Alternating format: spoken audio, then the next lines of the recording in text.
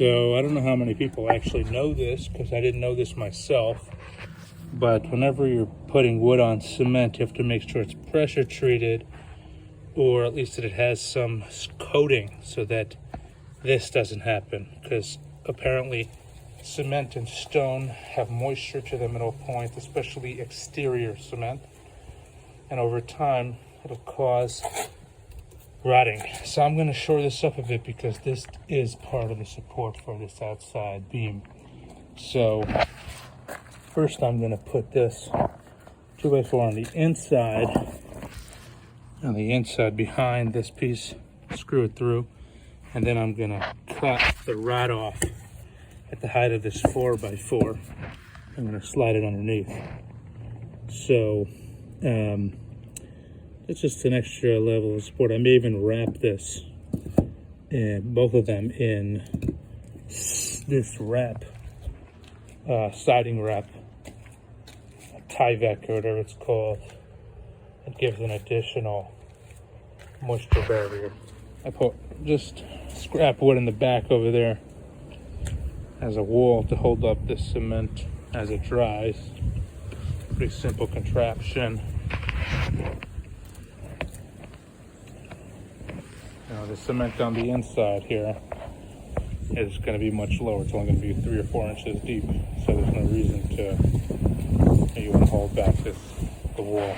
Do the same thing on this side here. See, I used scrap wood to hold back the cement.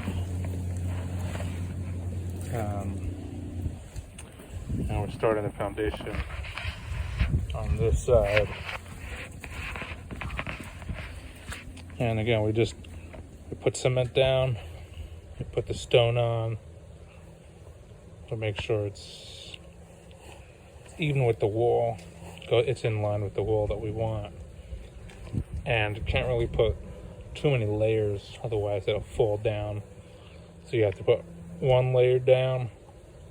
I mean, there are techniques and tricks to putting up 10 layers at a time, but I have time, and I kind of like to do it this way. So I put down a layer, I infill in between, the stones, and then next time around I'll fill the back in, put another layer on top, do the same thing, wait for it to dry, and then I wait a day for it to dry and then start the next layer. I just didn't have time yesterday to finish this up, but that's the process. Now again, here is Tyvek siding, insulation or energy, the moisture barrier. Many reasons why it exists, but the idea is this is a regular piece of wood. I'm not sure that it's pressure treated, so I put this Tyvek as an extra barrier for moisture so that it doesn't ruin the wood over time. And we're going to put it across the entire piece of wood here. I just started at the edges because obviously it's going to start hitting right away, and on this side, for whatever reason, I won't.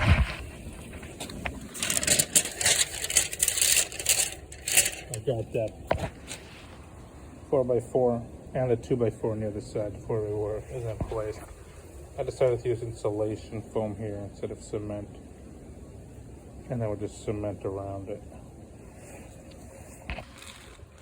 Over here we put in a couple more stones for the foundation on this side, and same thing.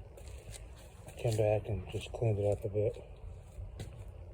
And we're just going to keep going till the end. And I put the Tyvek wrap over the outer board as I put the cement against it to protect it from moisture.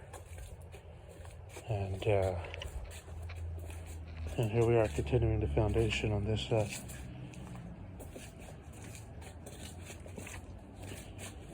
We started today this side here. Step number 2 is complete. So there's going to be floor over here onto the first step, second step, ground. And we did a little bit more here on the foundation yesterday as well. And we're getting there, one stone at a time. All right, so we started the cementing in the bottom of the foundation. See, the foundation came all the way up. All right, so foundation goes all the way up to the side wall. And again, goes over to the back wall. Goes underneath and on all the sides of the support beams, the supports for the joists. There's this long, because this area is a very big area, it's got to be like 12 feet by 20 feet. It's a big area to cement all at once. So I put this stick, this piece of wood, thin piece of wood across the entire first section. I decided to do this back section first, and then I'm going to do this section second.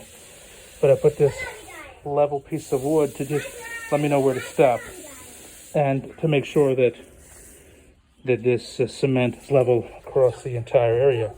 I'm just following this piece of wood. You can see how to, once you level the piece of wood, you could just follow it on this side with the cement. Now I wanted to take this video before I finish up this particular area. Again, this is rough. Throwing cement in, throwing broken stones and bricks into the cement to fill it in and save on. It makes it stronger to have stones and other hard things in there, as long as it doesn't take up too much of the space. Saves in bags of cement, and it also makes it stronger. There's the end of that level piece of wood. So once I'm done this section, I want to finish smoothing it out. I'll let it harden a little bit, and then we'll do the second part. One cool thing is that obviously when you're building a foundation, in normal circumstances, you don't have the joists in your way. You build a foundation, then you put joists on afterwards. In this case, the joists are here already because this was an indoor porch to begin with. So I'm using plywood as a platform, which is fantastic because I can mix the cement right where I need it, pour it in. If anything gets on the wood, I rinse it off. Again, before the cement hardens, you can make it as wet as you want, and you just smooth it out. So it's perfect. Pour it in if anything gets on the wood, wash it off. Yeah, the cement is a little wetter, smooth it out. It'll dry, no big deal.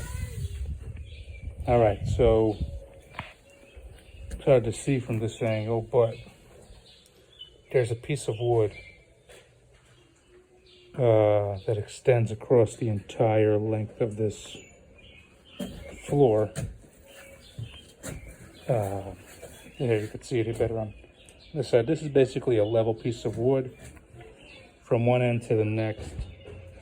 Okay, so this piece of wood is just held up by some bricks or stones.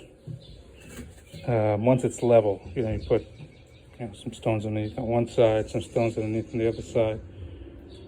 Find a level spot, make it level, and then you just use this as a level guide from the back wall to this piece of wood, because it's a very big area to cement all at once. I mean, it took me 5 hours just for this, I don't know, 10 or 12 feet from there to here, and this is probably 3.5, 4 feet. And again, I cemented around all of the supports for the joists and underneath them. Now, once the cement hardens, it should be very, very strong. I even put some extra supports around. You see over here, there's a lip holding up this side of the joist, but on this side there wasn't, so I put a 2x6 right underneath into the cement. It's up against the joist, so once it hardens, it'll be a very strong support. Another one over there, and another one over here for this intersection here. These two pieces coming together. I have a 2x6 right underneath this for extra support. Now, I left some little bit of moist cement because I'm going to pull this long form out soon in about an hour, half hour. And so I want to fill the center of it, the space that we lose because we took out the stick or the piece of wood, and just fill it with this easy to maneuver or work with cement. And this floor, this basement, I guess, or underfloor, it goes all the way to the side of the house, of this foundation, all the way to the back of the foundation.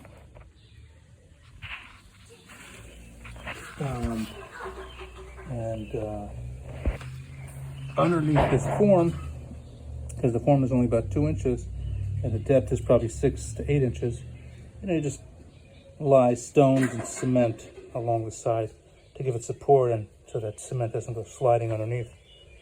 Just bricks and cement do the trick. And then when I do this second part, which is this side, the cement that fills in this area will just go up against the, once you pull out this piece of wood, it'll just go right up against the old,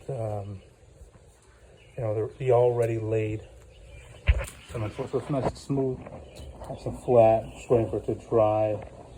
And we'll go from there. That was this side of supporting the underfloor, the joists, and putting in the foundation underneath.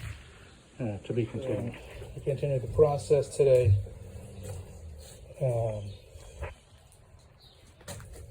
Last time we did this half here, so hard.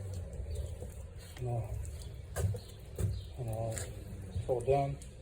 We had the time today. We're going to start decided we're going to do the second half here. So did the first part, which is from this big stone, halfway. And then I'm going to start the second half in a moment. Of course, I had to clean up any wood that was in there, and you can see that the bottom of the foundation is going right up against the foundation wall really nicely. And we're just going to continue. Got these platforms. And I'm just going to keep pouring cement through and leveling it out. It's looking good. Here you can see that it connects to the previous section. Connects to the previous section. As it dries, we're going to smooth out the groove a little better. Just an initial. And again, I put this beam across the area that I was working, a level beam to help us. Can't see it so well from where I'm standing, but there's a small piece of wood over the top.